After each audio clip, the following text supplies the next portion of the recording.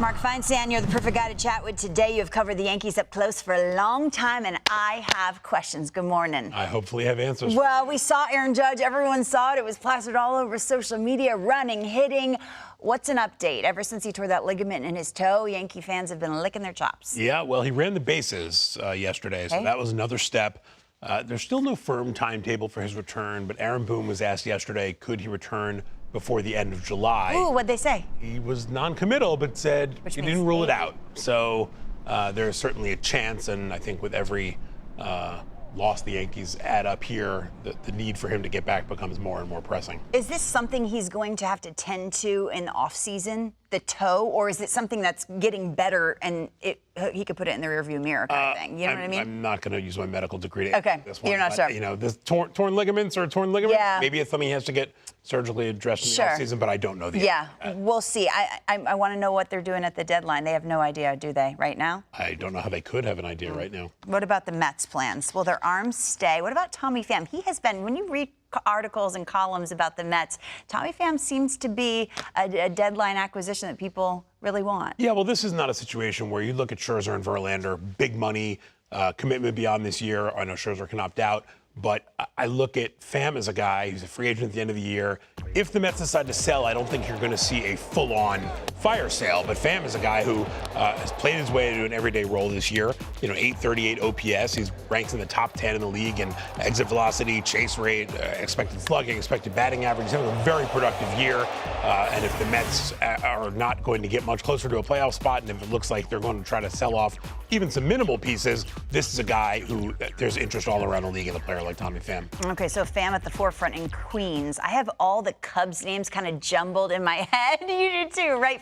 From Bellinger to Stroman and everyone in between. How about this? Who is most likely to walk out that door August 1st? I have to think it's Marcus Stroman. Okay. The demand for starting pitching is great around the league. You know, there are a few guys who might be out there to be had, but Stroman is having a superb season. You see it right there. 2.88 ERA, 118 innings. He's having just a great season. He can opt out at the end of the year. There's almost no chance that he won't opt out of that final $21 million. So if he's going to be a free agent, and keep this in mind, he's taken a qualifying offer before. So the Cubs can't even make him a qualifying offer to recoup a draft pick if he opts out. So if you don't trade him, then you may lose him for absolutely nothing. I don't see that happening. So Stroman is most likely. Who's next on that list? Probably Bellinger for the same reason. He's he's only making $12.5 this year, but he's got a $25 million mutual option. Mutual options never get picked up because either they had a bad year and the team doesn't want to do it, or they had a good year and the player doesn't want to do it. So Bellinger's going to be a free agent as well. You look at the Cubs. They're not going to get to the playoffs. I know they're sort of on that fringe of the wild card race, but they've got some pieces to sell that can help supplement this roster and really put them in a position to be better in the future.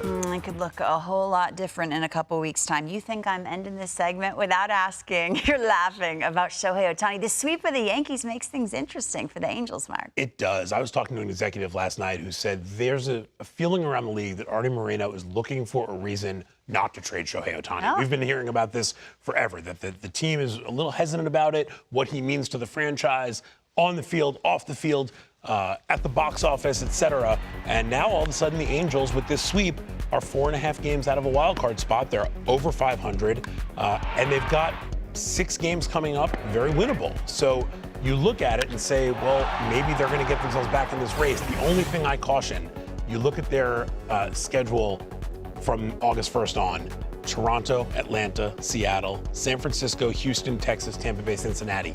That's a 24-game stretch of just a gauntlet. So even if they're able to have a good week here and get themselves 2.5, 3 games out of a wild card, they got a lot of work ahead of them in August. Be a glass half full kind of guy. But if they're able to have a good week here, I think that really lessens the chances of Otani getting traded. The deadline cannot come soon enough. For me, for you, I know you don't sleep. No, I love the deadline. Mark, it's great. Thanks so much.